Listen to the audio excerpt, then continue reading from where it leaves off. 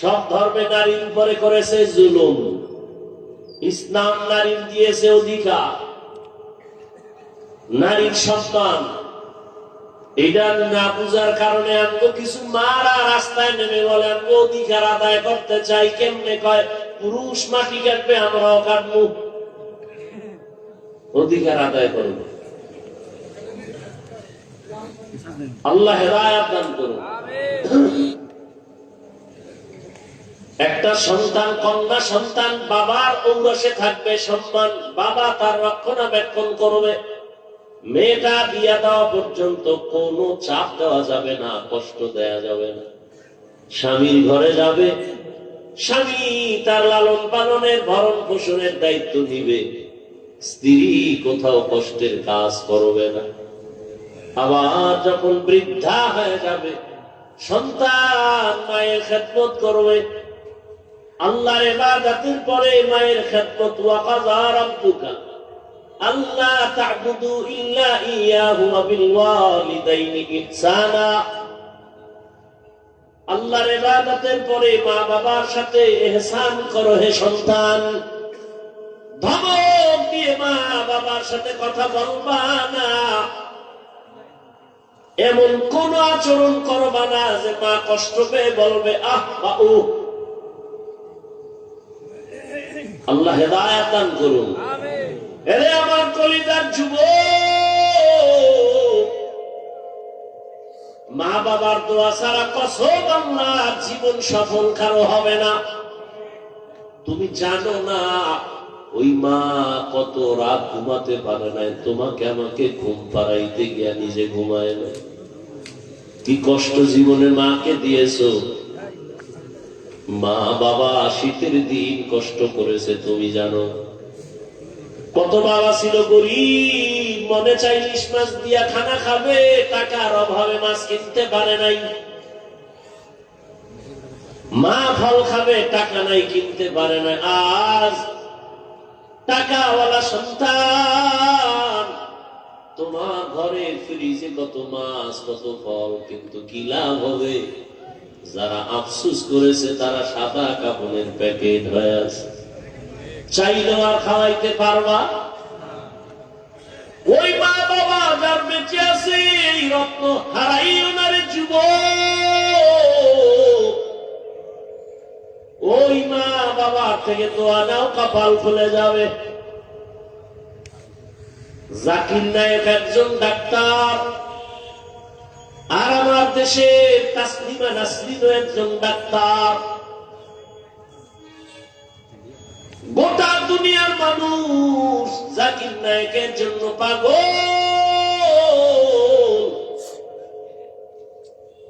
টাকার গরমে, ক্ষমতার গরমে। আর তাসলিমা নাসরিনের জন্য মানুষ ধিক্কার জানায়। ও মইরা গেল, লাশটা বাংলাদেশে আসবে না। ভাইরা আমার, আল্লাহ তাআলা বলেন, রহমতের নবীকে দুনিয়ায় যখন আমি পাঠাইলাম, মক্কার অবস্থা বড় খারাপ। এতটা করুণ এই মক্কার মানুষের চরিত্র, এত খারাপ। কন্যা সন্তান পছন্দ করে না। কন্যা হলে বাবা পাগল। কত বাবা আপন কন্যাটার গলা টিপে দুনিয়াতে পাথর চাপা দিয়ে মেরে ফেলেছে। অথচ তাকায় দেখছি, যার ঘরে ছেলে আছে মেয়ে আছে, খবর নিয়ে দেখে একটা ছেলের অন্তরে যেই পরিমাণ বাবার প্রতি মায়া ভালোবাসা, এর থেকে শতগুণ মায়া একটা মেয়ের অন্তরের ভেতরে চলে। মা বাবা অসুস্থ হয়ে গেলে ছেলে বলে সুস্থ হয়ে যাবে, আর মেয়েটা যদি শ্বশুর বাড়ি থাকে পাগলের মতো কান্না করে, আমার আব্বার কি হালাত, পাগলের মতো দৌড়ায়, আমার আব্বা অসুস্থ। ঘরে থাকতে চায় না, পাগলের মতো হয়ে যায়। রহমতের নবী বলেন, আমিও চার কন্যার বাবা। আমার কন্যার কথা যখন মনে পড়ে সহ্য করতে পারি না। আমার কনিষ্ঠ কন্যা ফাতেমা, নবী কোথাও যদি যাইতে সর্বশেষ ফাতেমা থেকে বিদায় নিয়ে যাইতেন। আবার দাওয়াতের কাজ শেষ করে যখন রহমতের নবী বাসায় ঢুকতেন, সবার আগে ফাতেমা ঘর দিয়া তারপরে নবী বাসায় যেত। একদিন নবী আসছে, তার নাতি হাসান হুসাইনের খবর নাই, ফাতেমার খবর নাই। আজ নবী ঘরের দরজায় সালাম দিছে, আসসালামু আলাইকুম ইয়া আহলাল বাইত। ঘরের থেকে কোনো আওয়াজ নাই, নীরব নিস্তব্ধ। ও পর্দার আড়ালের মা বোনেরা, ভালো করে শুনেন,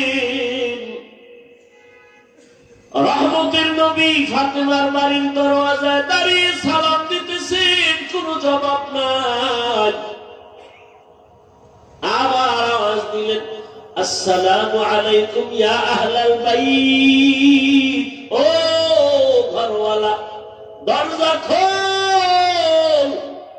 এখনো কোনো আওয়াজ নাই। মায়ার নবী আবার পেরেশান হয়ে গেলেন, নাকি আমার নাতিও মারা গেল না, আমার ফাতেমাও মারা গেল। আবার আওয়াজ দিলেন, আসসালামু আলাইকুম ইয়া আহলাল বাইত। ঘর থেকে আওয়াজ আসতেছে ফাতেমার কচি কণ্ঠ। রহমতের নবী, ঘরের মধ্যে চুপচাপ বসে আছি, দয়া করে আজ দেখা দিয়েন না, আপনার সামনে দাঁড়াবার মতো কোনো কাপড় আমার নাই। রহমতের নবী কান্না করে। রহমতের নবী একটা চাদর দিয়ে কয়, মা চাদর পরে আসো। দরজা খুলে দেখে সামনে মাটির উপরে ফলরে নাতি হাসান একদিকে ঘুমায়, হোসাইন একদিকে ঘুমায়। নানার কণ্ঠের আওয়াজ পাইয়া হাসান হুসাইন লাফ দিয়ে উঠে নানার গলা জড়ায় কাঁদে আর কয়, ও নানা, আব্বুর বিচার করো, আমাদের আজ খানা দেয় নাই, আমরা না খেয়ে কান্না করে করে মাটির মধ্যে পড়ে গেলাম। ফাতেমাও কাঁদে, হাসান কাঁদতে, নবীও কান্না করে। এমন করুন হালাত। ফাতেমা রাদিয়াল্লাহু আনহা বলেন, রহমতের নবী, ঘরের চুলায় আগুন জ্বলে না, খানা নাই। আমার সন্তান আপনার নাতি হাসান হুসাইন কাঁদতেছে, কি দিব? পাতিলের মধ্যে পাত্রে পানি গরম করে সান্ত্বনা দিয়েছি, একটু অপেক্ষা কর, খানা রেডি হবে, তারপরে খাবে। ওরা কান্না করতে করতে মাটির মধ্যে ঘুমিয়ে পড়েছে। রহমতের নবী কান্না করে, নবী খেজুর বের করে দিলে, নেও খেজুর, আমি খাই, তোমরাও খাও। রহমতের নবীর বরকতি হাত মুবারকের খেজুর খেয়ে 3 দিন 4 দিনের ক্ষুধা জাগায় নিবারণ হয়ে গেল।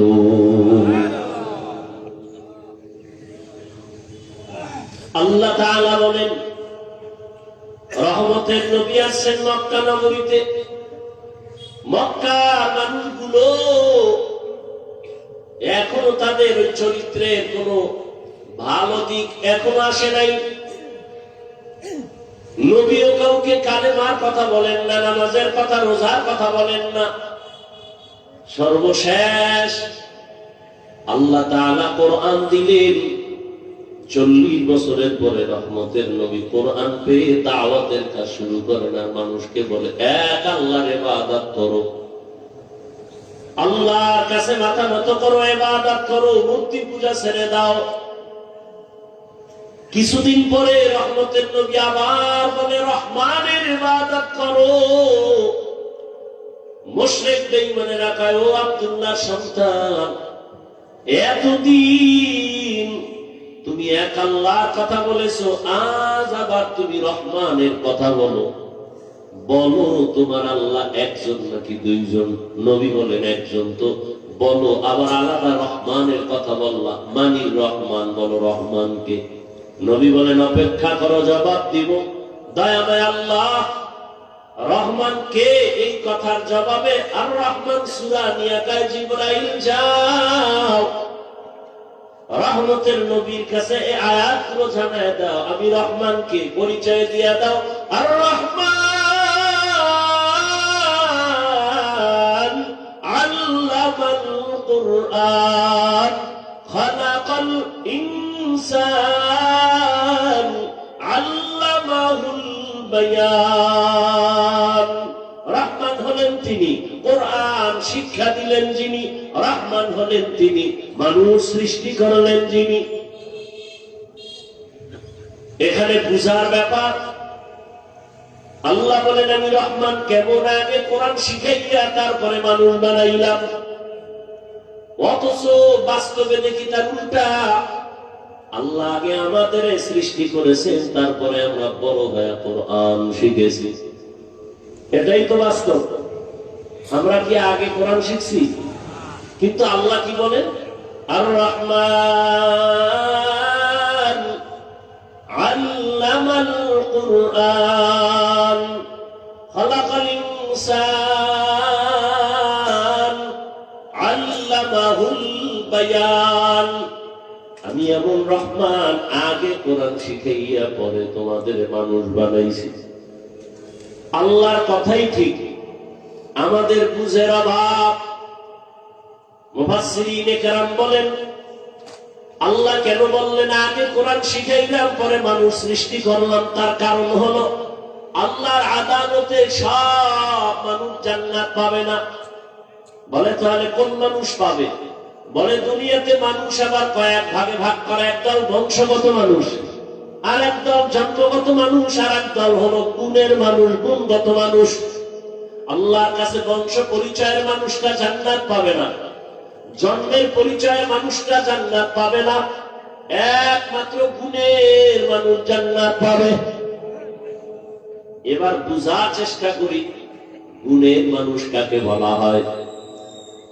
আদম নবী আমাদের বংশদাতা বাবা, তার বংশে আমরা আছি, আমরা বংশগত মানুষ। এই পরিচয়ে জান্নাত পাওয়া যাবে না, কারণ আদমের বংশে জন্ম নিলেই যদি জান্নাত পায় তো হিন্দুরাও পাবে, বৌদ্ধরাও পাবে, ইহুদিরাও পাবে। এই পরিচয় হবে না। আমার বাবার ঔরসে আমার জন্ম, আমি জন্মসূত্রে সন্তান, এই পরিচয়ে জান্নাত পাওয়া যাবে না। একমাত্র গুণগত মানুষগুলো জান্নাত পাবে। গুণের মানুষ বুঝার জন্য একটা মূলনীতি মনে রাখবেন। দুনিয়াতে যত বস্তু বানায়, বানানোওয়ালারা এমনি বানায় না, কোনো কাজের জন্য। যেমন আমি মাউথ নিয়ে কথা বলি, মেশিনে তাইনা হরেন থেকে কথাটা অনেক দূরে ভাষায় দিতেছে। এক কথায় মাইকওয়ালা মাইক যখন বানাইছে, কি কাজের জন্য? বলে আওয়াজটা দূরে নেওয়ার জন্য। কথা ঠিক না? আজীবন মনে রাখবেন, যেই বস্তুটা যেই কাজের জন্য বানায় ওই কাজটাই হলো ওই বস্তুর গুণ। বলেন তো মাইকের গুণ কি? আওয়াজ দেওয়া। বাতিওয়ালা বাতি বানাইছে কেন? আলো দেওয়ার জন্য। তাহলে বাতির গুণ কি? আলো দেওয়া। পাখাওয়ালা পাখা বানায় কেন? বাতাস দেওয়ার জন্য। পাখার গুণ কি? বাতাস দেয়া। মাইক যদি আওয়াজ না দেয় বলবে এটাকে ভেঙ্গে ফেলে দাও, এটা গুণের মাইক না। বাতি যদি আলো না দেয় বলবে এটা ফেলে দাও, এটা গুণের বাতি না। এবার আমাকে জবাব দেয়, দয়াময় রব্বুল আলামিন মানুষ কেন বানাইছেন? কি বিড়ি টানার জন্য? আলেমরে গালি দেওয়ার জন্য? মা বাবার সাথে বেয়াদবি করার জন্য? কেন বানাইছেন? ওয়ামা খালাকতুল জিন্না ওয়াল ইনসা ইল্লা লিয়াবুদুন।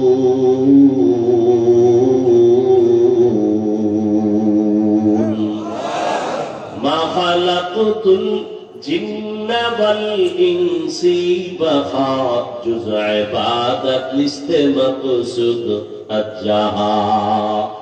দয়াময় আল্লাহ মানুষ বানাইছেন ইবাদতের জন্য। কোন কাজের জন্য? ইবাদত। অতএব মানুষের গুণের নাম হলো ইবাদত। আল্লাহ ইবাদতের জন্য মানুষ বানিয়েছে। ভালো করে খেয়াল করেন, তাহলে মানুষের গুণের নাম। এখন এই ইবাদতটা কি মন গড়া না কোনো নিয়ম আছে? আছে, আছে। ভাই নিয়ম জানতে হলে কোথায় যাও? বলে কোরআন ধরো।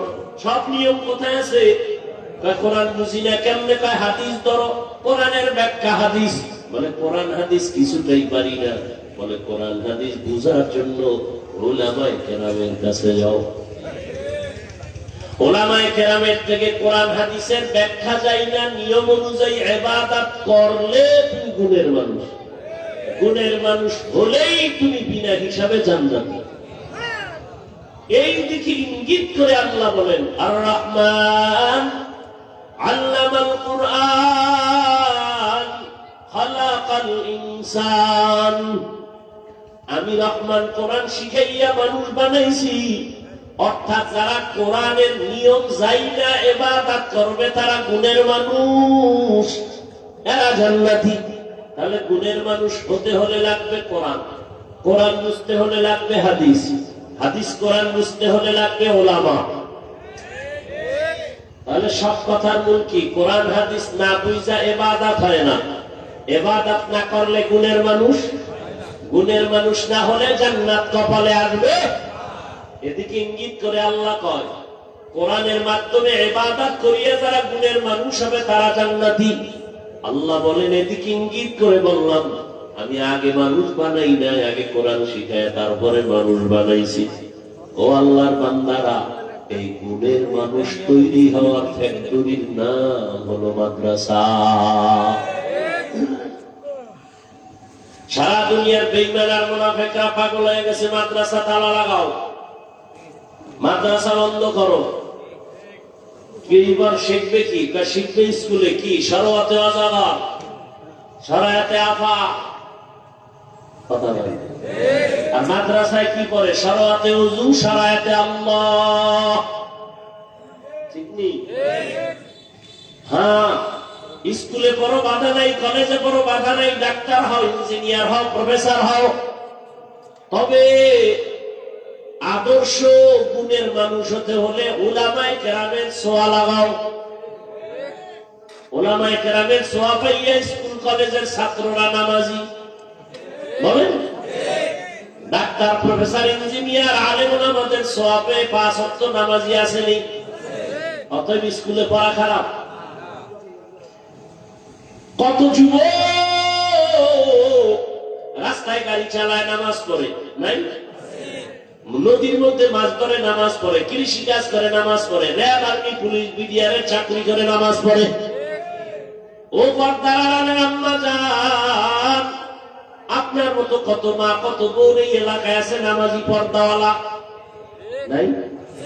এবার তাদেরকে বলবো, যারা পর্দা করেন না, নামাজ পড়েন না, দাড়ি রাখেন না, ও যুবকেরা, আপনার কপাল এত খারাপ কেন? আপনার মতো যুবকটা যদি রাস্তায় গাড়ি চালায় নামাজ পড়ে, কলেজে পড়ে নামাজ পড়ে, ডাক্তার নামাজ পড়ে, আপনার কপাল কেন খারাপ? ও মা, আপনার মতো মা যদি নামাজ পড়তে পারে, আপনি কেন বেপরদায় রাস্তায় ঘুরেন, মার্কেটে দৌড়ান? এখনো সময় আছে, গুণের মানুষ হইয়া কবরে যান, সন্তানটাকে কোরআন পড়ায় আদর্শ ডাক্তার বানায় দেন। ও যুবক, মা বাবার দোয়া নিয়ে ডাক্তার হও, জীবন ডাক্তার জাকির নায়েকের মতো হবে। আর যদি বেয়াদবি করো মা বাবার সাথে, আলেমদের সাথে, শিক্ষকের সাথে, তাসলিমার পরিণাম ফল হবে। এখনো সময় আছে, তওবা করো, মনে মনে আল্লাহকে বলো, আর নামাজ ছাড়বা না, দাড়ি কাটবা না, বেপরদায় চলবা না, মা বাবার দোয়া, শিক্ষকের দোয়া, উলামায়ে কেরামের দোয়া নিয়ে চলবা, নবীর আদর্শ মেনে চলবা। মা বোনেরাও তওবা করেন, আর বেপরদায় চলবেন না। সন্তানটাকে কোরআনওয়ালা বানাবেন, ডাক্তার, ইঞ্জিনিয়ার বানাবেন, পর্দা করবেন, স্বামীর মাল হেফাজত করবেন। মুরব্বীরাও তওবা করেন, আর নামাজ ছাড়বেন না, বেপরদায় চলবেন না। সন্তানটাকে আদর্শ ইঞ্জিনিয়ার, প্রফেসর, ডাক্তার বানাবেন। তওবা করার মতো যদি অন্তর থাকে, মুনাফিকি না থাকে, খাঁটি তওবার নিয়তে দুটো হাত আল্লাহকে দেখায় দেই। আল্লাহ হাতগুলো কবুল করে নেন, তওবা কবুল করে নেন, তওবার উপরে মজবুত হয়ে চলার তৌফিক দান করেন, আমিন। আলহামদুলিল্লাহি রাব্বিল আলামিন, والصلاة والسلام على سيد الأنبياء والمرسلين وعلى آله وأصحابه أجمعين. يا أرحم الراحمين، يا أرحم